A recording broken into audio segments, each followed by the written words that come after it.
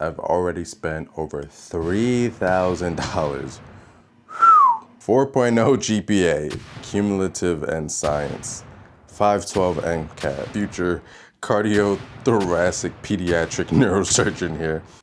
Hey everyone, welcome to this video. My name is Elijah Best and I am a pre-med undergraduate student with intentions to apply to medical school within the next cycle.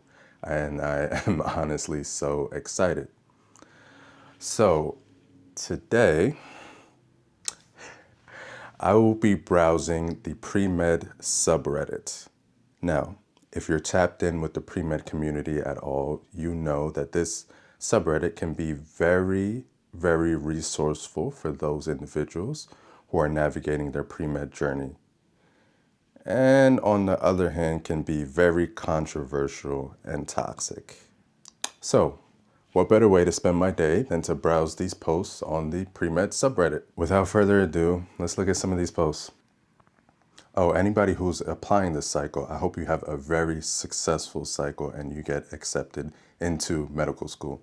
You got this. All right, one more thing I promise. Before we start, I wanted to provide a little bit of statistics for the individuals who actually got into medical school, because I know that's a lot of the posts that we're going to be seeing on this subreddit.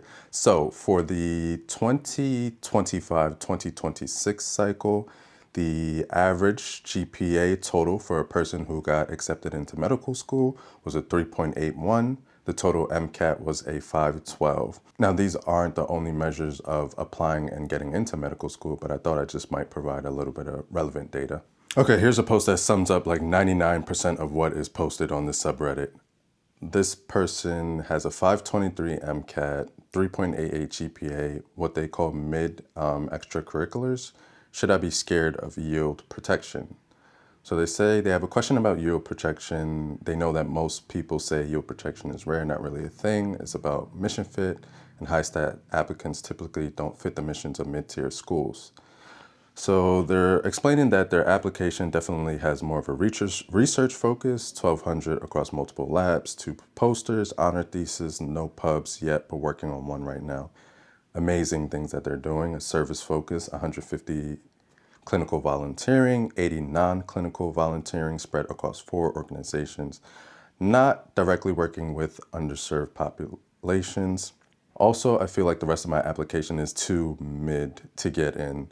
For example, my research is good, but I will not have any publications by the end of this cycle.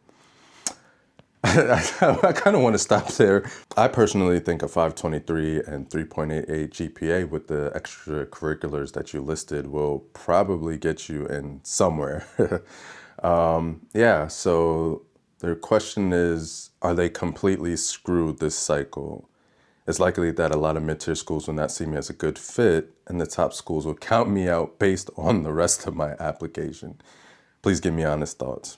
Half of the answers to these questions is if you're a human and not a robot and you're ethical and you can actually talk to people with your amazing stats that you have, you for sure will probably be accepted into a medical school. I mean, what do you guys think? And yeah, I love this comment right here. This is coming from a person who's in their first year of medical school. Your GPA is fine. Great chance of getting into a program. If you don't get into medical school, it's not because you were yield protected. Hold on, every once in a while we got some tea on this subreddit. I want to get into this one. It's not about stats. So advice wanted.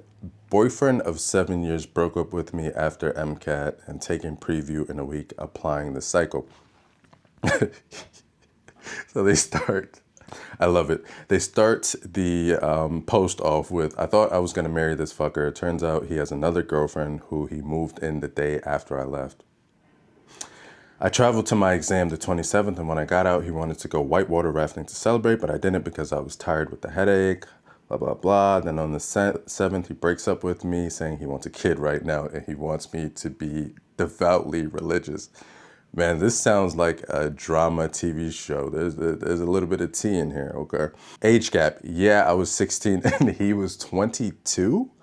This person is like, why is nobody talking about you being 16 and him being 22? You were groomed. That is like the ultimate summary of this post. Like, hey, I think there's this other thing that you need to worry about, and that's being groomed. Oh, here's another one that kind of pops up often. So this Redditor said, silly to be considering medical school at 31. Hi, everyone. I know this is probably the 100th post similar to this, but I would love some insight from those who pursued or are pursuing medicine as a non-trad. I'm currently 31, won't realistically matriculate until 34, 35. Previous career, making around 100K, has a dream. I never dreamed of being a doctor. I've been trying to be realistic about my age and where I'm at in life, but a part of me wants to learn everything about medicine and have a career that is able to serve my community in a direct, palpable way. Is it silly to consider medical school at my age? The time is going to pass regardless. You're either going to be a doctor by the time you're 35, 36, or you're not going to be a doctor at all. And I honestly live by that quote. You know, it does get hard with yourself when you see all your other friends or people that you grew up with are already starting their careers, they're building lives, they have children and houses. But comparison is the thief of joy. I just honestly, I just throw it in the back of my mind and be like, you know, my time will come when I get to do those things, and everything happens for a reason, to be honest. So if I came into contact with somebody who asked me that question, I'd just say, you know, you got to focus on you, and if you really want to do this thing, then do it, do it, do it. Okay, this person is having a little bit of back and forth with if is it even worth it anymore. The growing concerns over AI and possibility of AI wiping all jobs, is it even worth it to pursue medicine? I swear to God, every time I watch the news or YouTube, there's always some AI researcher claiming that we're moving towards our impending doom with the development of super intelligent AI. It's very difficult to not go down the rabbit hole of overthinking, and that is very, very true. I think as pre-meds, and me including, I am an overthinker. I think about a lot of things pertaining to my application, to things that I could have done better, to grades that I've received. You know, at the end of the day, it is what it is. The world is going to progress regardless, like with AI or without. You know, I hope that when I retire and get old, I'll actually have a physical human being that's taking care of me. Okay. Pet loss in secondaries, question marks. I found out my childhood pet, who's also my certified ESA, had cancer on my second day at a new job, and I ultimately chose to pursue palliative treatment because I wanted her to live the remainder of her life without stress. And any treatment would only extend her prognosis by about 2 months. Watching her deteriorate broke my heart. I have 2 cats. I've always been a cat person, bro. I actually did have a son, a cat. He was orange, who recently is not with us anymore. And I just can't imagine what this person is going through because I am an animal person at heart. Love animals. And eventually having to make the decision to put her down was the hardest thing I've ever gone through. Facts, bro. When you're in that room and you got to put your pet down that's been your boy or you've been vibing with for the past couple years, oh my.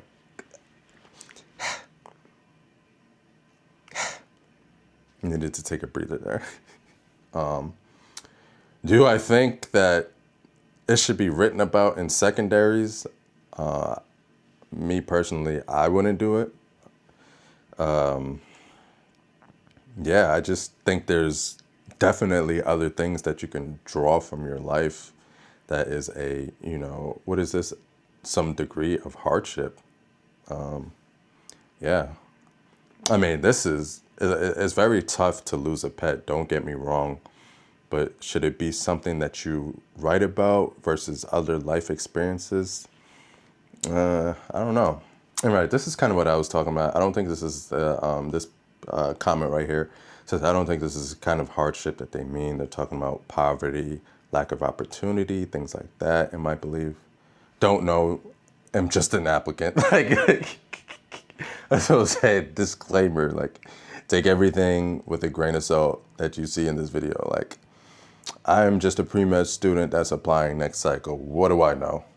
All right, this one's talking about a little bit of financial, so we definitely have to get into this one. So this person said, is it really worth it to spend so much on all of these secondaries? I've already spent over $3,000 on applications. It's a lot. And the secondaries are just rolling in. More money to be spent. I can afford it, but it's a large chunk of my savings, and it's just upsetting knowing that it all may be in vain. I'm an overrepresented 509, 3.88 GPA, 3,000 clinical, 3,000 research. Props to this person. They're really doing their thing. 3,000 service, roughly. Sheesh. I'm just concerned. I feel like I don't specifically fit these programs, and I'm worried I'm wasting a lot of money. This person will be okay. I think they'll be all right. All right, I got to read this one. Premed culture, which is a pre-med culture, and they labeled the tag as event. Hey y'all, I'm curious if anyone else has thought about this stuff. We have lost the plot. Genuinely, it's kind of sad to think about. Here we all are, a bunch of enthusiastic, optimistic, passionate people who want to care for others, and yet all we are focusing on is MCAT, GPA, med school admissions, residency, etc. We're supposed to be a team, in all caps, improving healthcare, and yet consider each other competition. Facts. This is crazy. When did caring for others become such a narcissistic, toxic community? I'm not saying it's on purpose, but it really makes me sad how much we have to fight to prove we're good enough to adcoms. I feel like this is causing us to completely forget about doing things in a meaningful way versus just for a resume. Anyone else think about this, or am I just over-analyzing? First off, this person was straight spitting facts. They were spitting bars. This whole post is just fire, bars. Obviously, this toxic community isn't a representative of all individuals that are pre-meds. You know, there's plenty of people that I've met that are also pre-meds who, you know, are very, like this person said, passionate people who are enthusiastic that I would love to be around, that I don't want to walk away from in the first 2 minutes of meeting them. But on the other hand, I have met those people, unfortunately, who are very, I don't know how to explain it, see it as a competition, to be honest. At the end of the day, that medical school application is a reflection of you, you know. It's you versus you at the end of the day, no matter how you want to spin it. I think this person is very right and very real in asking these questions that other individuals might be, you know, that other individuals might not even want to talk about. You know, we like to talk a lot about the pre-med subreddit and how toxic it can be. But honestly, a lot of what has been on here has helped me out in my journey. And I do think that there's a lot more positivity than negativity on this subreddit, but negativity can leak through as well. Okay, this is suggestions on how to make the most money in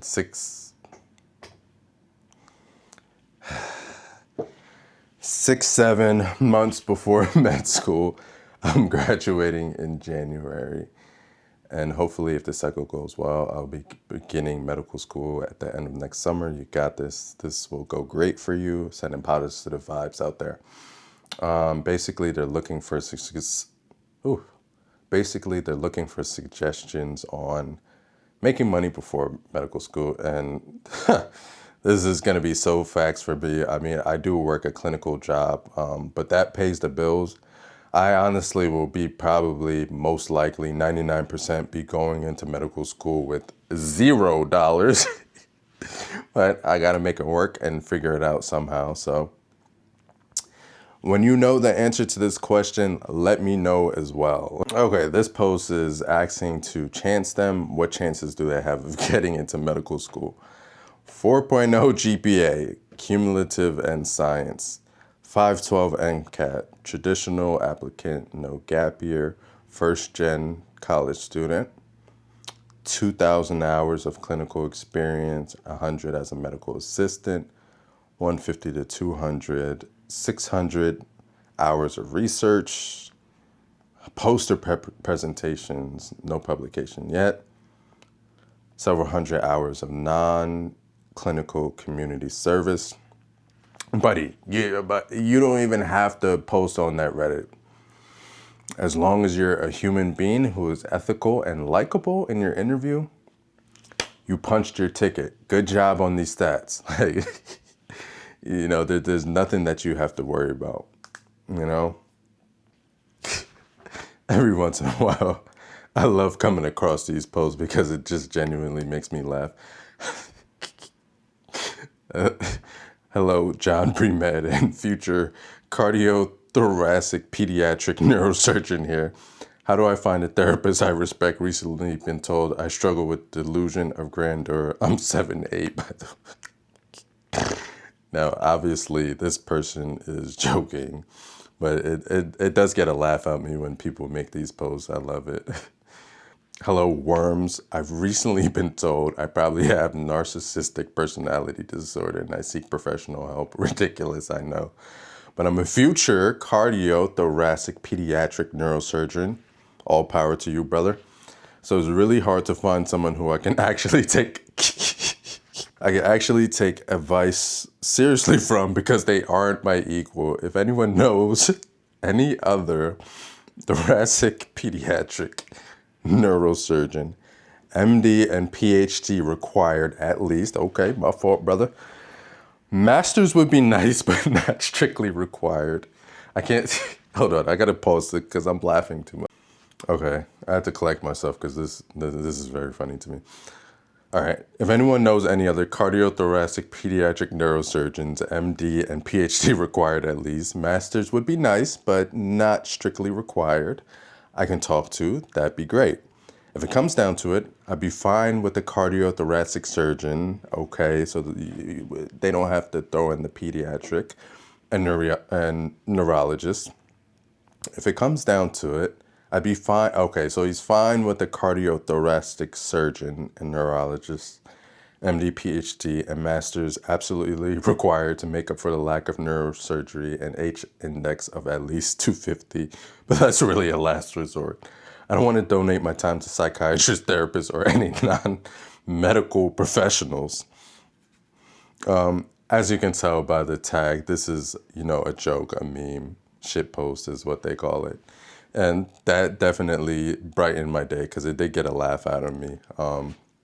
This one is controversial. Rescinded. So it says, I was accepted into a program and rescinded due to positive test for marijuana on the pre-matriculation drug test. I stopped completely the second I was accepted and somehow still tested positive. I was under the 50 cutoff, but the school tested at the 15 level. I know it's incredibly dumb and I regret everything. I'm devastated, so please be nice. Do I have a chance if I reapply or is it over for me? This is all I've ever wanted and I feel so hopeless and like an absolute failure. Please, advice. Man, this sucks. This is like everything you've ever worked for and just like getting the rug pulled from under you just based on the, decisions that you make. I don't even know, I don't know what to say. That's crazy. Wow. But, you gotta leave that dope alone. He need to leave that dope alone. Regardless, I feel for them because I couldn't imagine that. That sucks. Everything that you've worked for and you literally achieved your goal and poof, gone just like that. Okay, we got some orientation week outfits. Okay, we've got the purple and blue combo with the white pants. I'm definitely loving this for orientation week. Black shorts and a white tee. Can't go wrong with that. Color coordination. It works.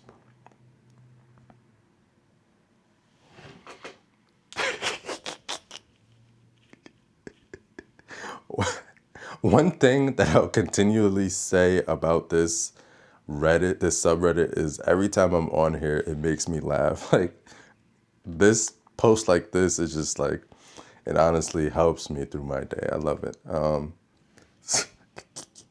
Literally the first comment, I'm a mid-30s male and actually have the same outfits lined up. Hope we aren't at the same school. I'm dead.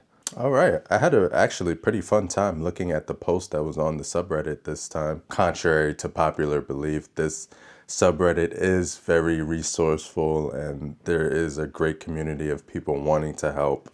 You know, there's always going to be those needles in the haystacks where they promote negativity or hate or, you know, want to be narcissistic, but I don't think that's a representation of this whole subreddit. So, you know, now if you loved this video and enjoyed scrolling through the Premed subreddit with me, I suggest that you like and subscribe because there is definitely more videos on the way. I'm holding myself to it. I'm staying consistent this time. So I'll catch you in the next video. See ya. Have a great day and be yourself.